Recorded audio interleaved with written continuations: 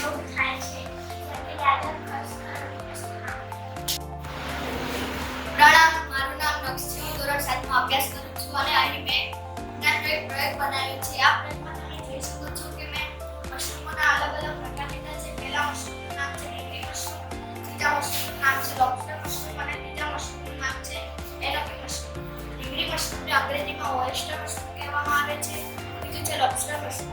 Lobster mushroom એ એક પ્રકારનો mushroom નથી, પરંતુ એક પ્રકારની ફૂગ છે જે સામાન્ય રીતે બીજી ફૂગ પર પોતાનું જીવન નિર્ભય રાખે છે. પરોપજીવી. પહેલા ફકરામાં તમે જોયું કે લોબસ્ટર મશરૂમ એ એક પ્રકારનું મશરૂમ નથી, પરંતુ ફૂગ છે જેથી તે બીજી ફૂગ પર નિર્ભર રાખે છે.